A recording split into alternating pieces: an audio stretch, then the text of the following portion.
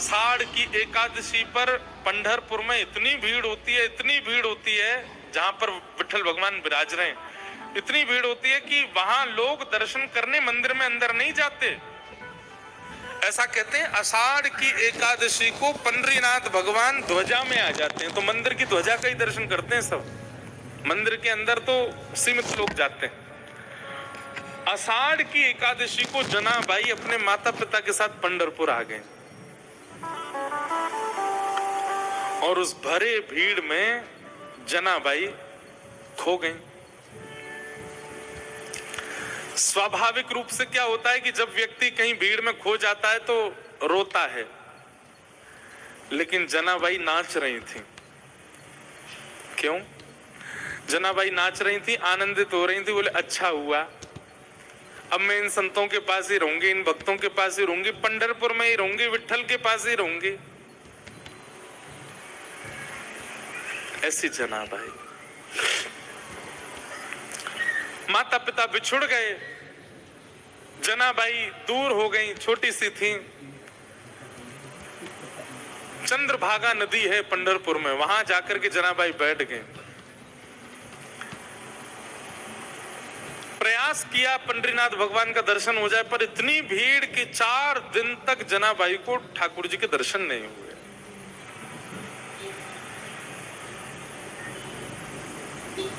चार दिन तक तो सह लिया, लेकिन 4 दिन बाद जनाबाई रोने लगी और चंद्रभागा तट पर बैठ करके वहां प्रेम से विठल भगवान को कहते हैं विठोबा। क्या कहते हैं? विठोबा। जैसे हमारे यहाँ कान्हा, कनुआ, गोपाल, ऐसे पंढरपुर में विठोबा। रोने लगी जनाबाई, विठोबा कब मिलोगे? विठोबा मुझसे क्यों नहीं मिल रहे हो? विठोबा देखो मैंने सब तो छोड़ दिया आपके लिए, आप क्यों नहीं आ रहे मेरे पास? देखो ना विठोबा, मैं मेला में खो गई, माता पिता मुझसे बिछुड़ गए, मैं फिर भी दुखी नहीं हुई क्योंकि मुझे पता था आप मिलोगे मुझे, क्यों नहीं मिल रहे हो? इतना रोई कि उनके अश्रुओं का जल बह करके चंद्रभागा जी में जाने लगा। तभी चंद्रभागा जी ने कृपा की और श्री नामदेव जी महाराज को वहां भेज दिया। नामदेव जी पंडरीनाथ भगवान के परम भक्त हुए। मैं ज्यादा विस्तार में नहीं कहूंगा, बहुत बड़ी कथा है। मैं थोड़ी सी एक बस रास बता दूं, रास किसे कहते हैं। नामदेव जी ने देखा छोटी सी बालिका रो रही है, विठोबा कब मिलोगे? विठोबा कब मिलोगे? नामदेव जी उस बालिका से बोले, लाली तुम कौन हो? बोले मेरा नाम जना है। तुम्हारे माता पिता कहाँ हैं? बोले वो तो खो गए, मिले नहीं। तुम्हारा घर कहाँ? बोले मुझे नहीं जाना, मेरा घर पंढरपुर ही है। विठल रुक्मणी ये मेरे माता पिता। और जनाबाई पता क्या कहती थी? मेरे पिताजी रुक्मणी है, मेरी माँ विठल है। वो उल्टा बोलती थी। तो कैसी भावना भक्तों की। वो ठाकुर जी को अपनी मैया बोलती थी। इसीलिए पंढरपुर में विठल भगवान को कहते हैं माउली। क्या कहते हैं? माउली। माउली मतलब मैया। जनाबाई कहती रुक्मणी मेरी पिता हैं और विठल मेरी मैया है। उनका ये भाव सुनकर के नामदेव जी के नेत्र सजल हो गए। कितनी सुंदर भावना। और छोटी सी जनाबाई का हाथ पकड़ करके नामदेव जी, चलो मेरे घर रहना, तुम वहीं चलो। और अपने घर ले आए। नामदेव जी के यहाँ नियम था, रोज शाम को कीर्तन होता था और उस कीर्तन में अनेक वैष्णव आते थे, चारों तरफ घेर के बैठते। बीच में नामदेव जी बैठ के गाते, मृदंग बजती, कांसे बजते, बढ़िया लोग उछल उछल करके नृत्य करते। लेकिन बहुत ध्यान से सुनिएगा, सबको कीर्तन दिख रहा था, सबको नृत्य दिख रहा था, सबको नामदेव जी गाते हुए दिख रहे थे, लेकिन दूर बैठी जनाबाई देख रही थी। तभी उसने क्या देखा? सुंदर पीतांबरी पहने, मत्स्याकृत कुंडल धारण किए, सुंदर मुकुट धारण है, कमल जैसे नेत्र हैं और अपने कमर पर हाथ धर करके नाचते हुए, नृत्य करते हुए श्री पंडरीनाथ आ रहे हैं। और बीच कीर्तन में उछल उछल करके पंडरीनाथ नृत्य कर रहे हैं। जनाबाई ने जैसे ही पंडरीनाथ को देखा दौड़ करके भीड़ के बीच में गई। ठाकुर जी उछल उछल के नाच रहे थे। जनाबाई सबको कहती, अरे देखो विट्ठल नाच रहे हैं, देखो विठोबा नाच रहे हैं। अब छोटी बच्ची जान के सब बोले हाँ नाच रहे हैं, पर दिख किसको नहीं रहे थे। खूब रोए और खूब ताली बजाए। ठाकुर जी ज्यों ज्यों उछल के नाचे, जनाबाई ताली बजाए। कीर्तन विश्राम हुआ, ठाकुर जी चले गए। रात भर सोई नहीं, कुछ खाया नहीं, सोचती रही कैसे नाच रहे थे, कैसे आनंद कर रहे थे। दूसरे दिन फिर कीर्तन हुआ, फिर कीर्तन में ठाकुर जी आए, फिर नाचे। जनाबाई को फिर देखे, जनाबाई फिर चिल्लावे, तू हट जाओ, देखो ठाकुर जी नाच रहे हैं। 4 दिन 5 दिन रोज ठाकुर जी जनाबाई को दिखे। नामदेव जी जनाबाई से बोले, हे जना तू मंदिर क्यों नहीं जाती दर्शन करने? तो जनाबाई कहती, मैं क्यों जाऊं, वो जाते हैं मंदिर, जिनको ठाकुर जी मंदिर में दिखते हैं, मुझे तो यहीं दिख जाते हैं। आप जब कीर्तन करते हो वो यहीं आते हैं, मैं तो यहीं देख लेती हूँ उनको, मैं क्यों जाऊं मंदिर? नामदेव जी बोले, इस बालिका में कुछ तो है, इसको सच में दिखते हैं पंडरीनाथ। एकादशी का दिन आया। एकादशी को लाखों की तादाद में लोग जाते हैं वहां दर्शन करने। आज सुबह से इतनी भीड़ थी, जना बार बार सोच रही है आज पंडरीनाथ पता नहीं आएंगे कि नहीं, आज इतनी भीड़ है, आज पता नहीं कीर्तन में आएंगे कि नहीं, इतने वैष्णव आए हैं, हो सकता है नहीं आवे। बहुत व्याकुल थी, घबराहट हो रही थी जना को। जैसे ही कीर्तन प्रारंभ किया नामदेव जी ने, बहुत देर हो गई ठाकुर जी नहीं आए। जना बोली, मुझे पता था आज नहीं आएंगे, बहुत भीड़ होगी। आज पहली बार जना ने मन बनाया मैं मंदिर में जाके दर्शन कर आऊं, वो नहीं आ पाए तो मैं चली जाऊं। और जैसे ही जना अपने स्थान से खड़ी हुई, तभी क्या देखती है, कस्तूरी की सुगंधी आने लगी। जना ने नेत्र खोल के घुमा के देखा तो ठाकुर जी उछलते उछलते आ रहे थे, नृत्य करते हुए आ गए कीर्तन में और फिर से नृत्य करने लगे। जना इतनी प्रसन्न हो गई, मेरे लिए ठाकुर जी आ गए। लेकिन पहले जितना रो रही थी उससे अधिक रोने लगी। क्यों? बोले, आज एकादशी है, सुबेरे के भोर के 4 बजे ब्रह्म मुहूर्त से पंडरीनाथ खड़े रहे होंगे, इतने लोगों ने इनको प्रणाम किया होगा, ये बैठे भी नहीं होंगे। एकादशी के दिन ठाकुर जी का एक क्षण के लिए भी कपाट बंद नहीं होता, इतने भीड़ होती है कि खड़े ही रहते हैं ठाकुर जी दर्शन देने के लिए। जना बोली, आज ये इतने श्रमित हैं और श्रमित होने के बाद इतनी जोर जोर से यहाँ नाच रहे हैं, इनके पैरों में पीड़ा हो रही होगी। तो जनाबाई क्या करती, नामदेव जी धीमे कर दो गति कीर्तन की, क्यों आप जोर से गाओगे ठाकुर जी बहुत जोर से उछलते हैं, फिर आप गति धीमी कर दो, आप गति शांत कर दो। अब उनकी कौन सुने, वो तो छोटी बालिका। और तेज होने लगा और तेज। जनाबाई तो बिखर गई, अरे धीमे करो कीर्तन, पंडरीनाथ को कष्ट हो रहा होगा।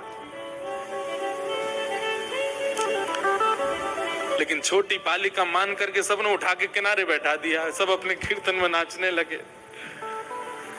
थोड़ी देर बाद जब कीर्तन विश्राम हुआ, आज जना की रुदन में हुंकरियां आने लगी, श्वास रुकने लगी बार बार, और बार बार हृदय पे हाथ रख के बोले, अरे कोई पुजारियों से जाके बोल दो कोई लेप लगा दें, कोई पुजारियों से जाके बोल दो अब मंदिर बंद कर दें, मेरे विट्ठल को, मेरे विठोबा को बहुत पीड़ा हो रही होगी, कोई उनके चरण दबा देना, घी की मालिश कर देना। रोते रोते रोते रोते अर्धरात्रि हो गई, चिंता में आ गई, पता नहीं चरण दबाए होंगे कि नहीं। जनाबाई की इस विरह वेदना को ठाकुर जी सह नहीं पाए, और इतने में ही अर्धरात्रि में नामदेव जी के घर के आंगन में जहां जनाबाई बैठ के रो रही थी, ठाकुर जी प्रकट हो गए साक्षात। और प्रकट होकर के यही पंडरीनाथ, यही विट्ठल भगवान जनाबाई के सामने खड़े हुए, और खड़े होकर फिर तुरंत बैठ गए, अपने दोनों पैर जनाबाई की गोद में दे दिए, ले रोए मत, दबा ले मेरे पैर, इतना रो रही है सुबह से। जनाबाई, रुको मैं घी वो भी लेके आया हूं, ले घी लगा पामन में, इत्र लेके वो भी लेके आया हूं अपने संग, अपने आप ही व्यवस्था लेके आए सारी। ठाकुर जी बोले, अब पाम दबा मेरे। और जनाबाई घी लगा रही है, उस पर इत्र लगा रही है, ठाकुर जी के कोमल कोमल चरणों को अपने हाथों से दबा रही है। वेद स्तुति तो आती नहीं। आपने कुछ खाया? ठाकुर कल क्या खाया था आपने? ठाकुर जी बोले दाल चावल खाए, पूरन पोली खाई। अच्छा, परसों क्या खाया था? ठाकुर जी बोले दाल चावल खाए, पूरन पोली खाई।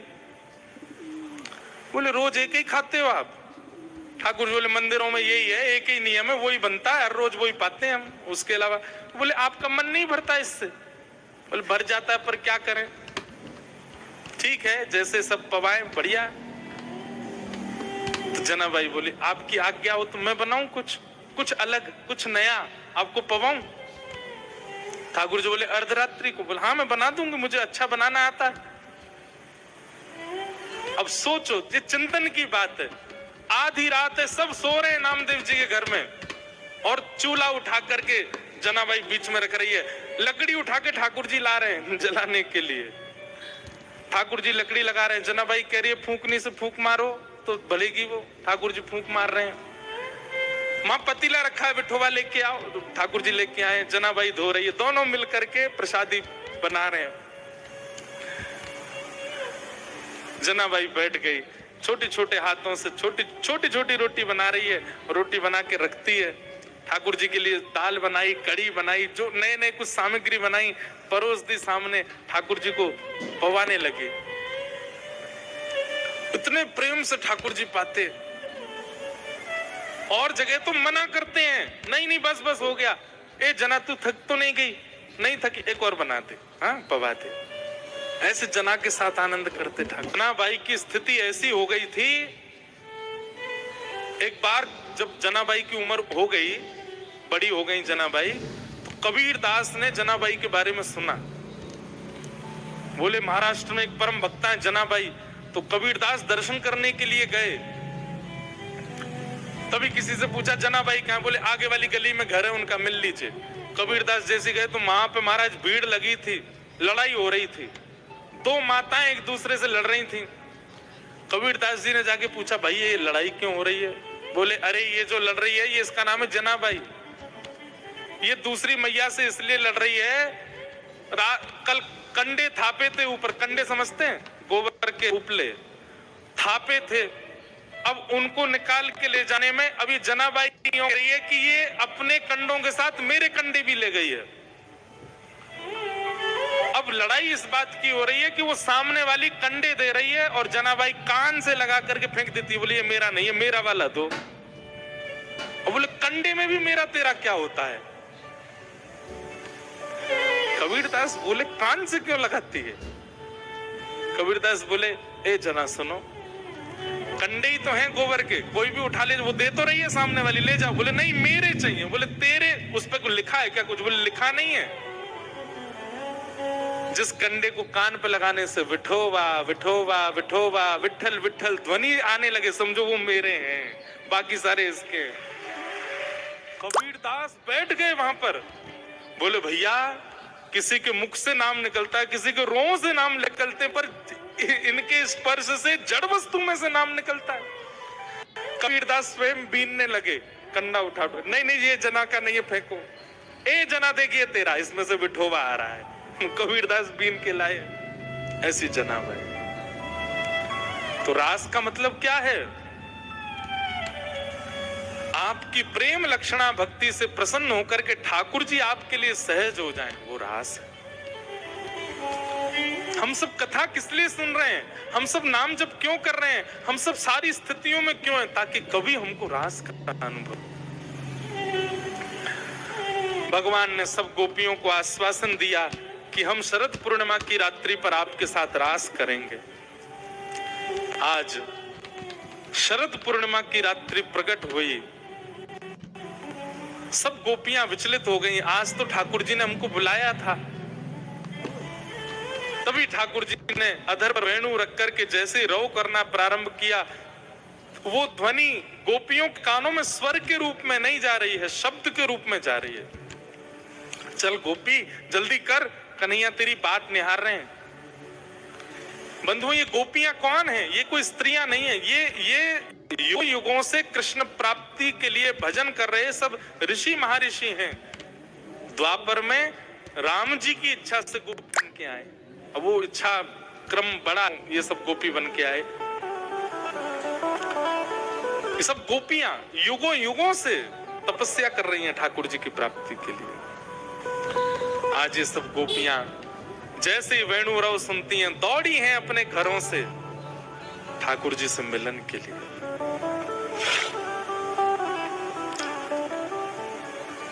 जैसे इतनी गोपियां आई, ठाकुर जी ने आकर के पूछा, अरे भाई तुम सबके आने का कारण, इतनी रात को क्यों आई हो?